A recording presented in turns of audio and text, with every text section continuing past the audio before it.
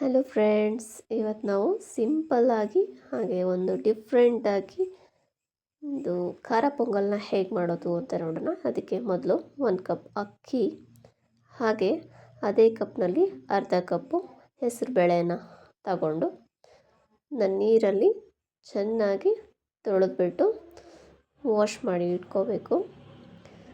Wash ಮಾಡಿ ನೀರೆಲ್ಲ ತೆಗೆದಿಟ್ಕೊಂಡಾದ್ಮೇಲೆ ನಾನಿಲ್ಲಿ ಟೊಮೆಟೊ, ಕರಿಬೇವು, ಕೊತ್ತಂಬರಿ ಎಲ್ಲನೂ ಕಟ್ ಮಾಡಿಟ್ಕೊಂಡು ರೆಡಿ ಮಾಡಿ ಇಟ್ಕೊಂಡಿದ್ದೀನಿ.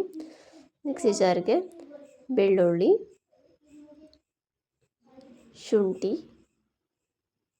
ಕರಿಬೇವಿನ ಸೊಪ್ಪು, ಹಾಗೆ ಕೊತ್ತಂಬರಿ ಸೊಪ್ಪು, ಹೆಚ್ಚಿಟ್ಕೊಂಡಿರುವಂತಹ ಟೊಮೆಟೊ ಎಲ್ಲವನ್ನು ಮಿಕ್ಸಿ ಜಾರಿಗೆ ಹಾಕ್ಕೊಂಡು ಅದೇ ಮಿಕ್ಸಿ ಜಾರಿಗೆ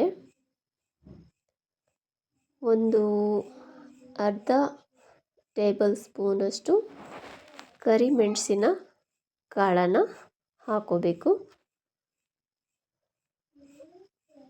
ಅದಕ್ಕೆ ಒಂದು 3/4 ಟೇಬಲ್ ಸ್ಪೂನಷ್ಟು ಮೆಂತ್ಯ ಕಾಳನ್ನು ಹಾಕ್ಕೊಂಡು ಚೆನ್ನಾಗಿ ಗ್ರೈಂಡ್ ಮಾಡ್ಕೋಬೇಕು.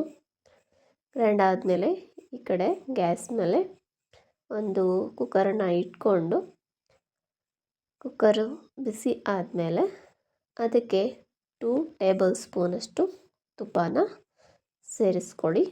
ಬೇಕಿದ್ದರೆ ಸ್ವಲ್ಪ ಎಕ್ಸ್ಟ್ರಾನು ಆ್ಯಡ್ ಮಾಡ್ಕೋಬೋದು.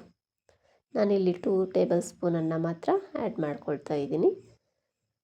ತುಪ್ಪ ಎಲ್ಲ ಬಿಸಿ ಆದಮೇಲೆ ನಾವು ಈ ಕುಕ್ಕರ್ಗೆ ಮೊದಲು ಏನು ರುಬ್ಬಿಟ್ಕೊಂಡಿದ್ವಲ್ಲ ಆ ಒಂದು ಮಸಾಲೆನ ಆ್ಯಡ್ ಮಾಡ್ಕೋಬೇಕು. ನಾವೆಲ್ಲ ಮಸಾಲೆನೂ ಹಸಿಯಾಗೇ ಮಿಕ್ಸಿ ಮಾಡ್ಕೊಂಡಿದ್ವಿ. ಹಾಗಾಗಿ ಆ ಹಸಿ ವಾಸನೆ ಎಲ್ಲ ಹೋಗೋ ತನಕ ಚೆನ್ನಾಗಿ ಇದನ್ನು ಹುರ್ಕೋತಾ ಇರಬೇಕು.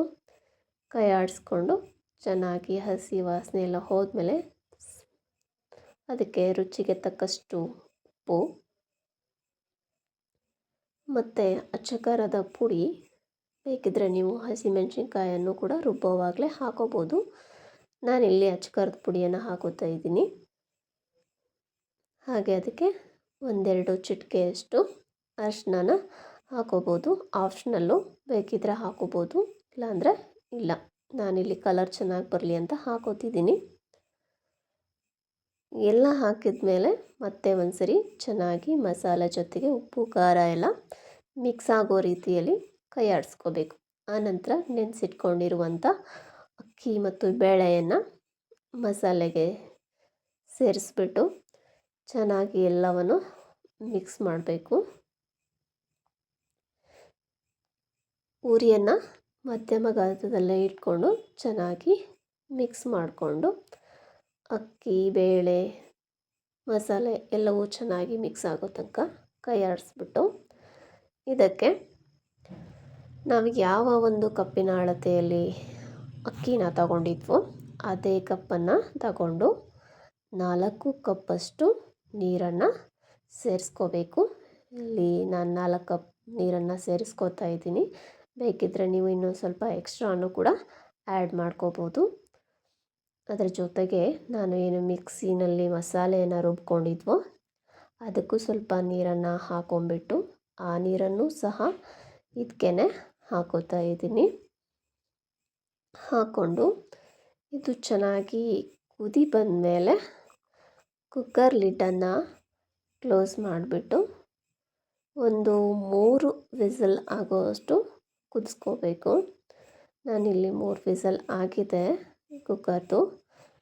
ಒಂದು 5 ನಿಮಿಷ ರೆಸ್ಟ್ ಕೊಟ್ಬಿಟ್ಟು ಆಮೇಲೆ ಎಕ್ಸ್ಟ್ರಾ ಏರನ್ನು ತೆಗೆದುಬಿಟ್ಟು ಓಪನ್ ಮಾಡಿದ್ರೆ ನಿಮಗೆ ಬಿಸಿ ಬಿಸಿಯಾಗಿರುವಂತಹ ಬಿಸಿಯಾದ ಪೊಂಗಲ್ ಜೊತೆಗೆ ಹಪ್ಪಳ, ಉಪ್ಪಿನಕಾಯಿ ಏನಾದರೂ ಕಾಂಬಿನೇಷನ್ ಮಾಡ್ಕೊಂಡು ತಿನ್ಬೋದು. ಚೆನ್ನಾಗಿರುತ್ತೆ.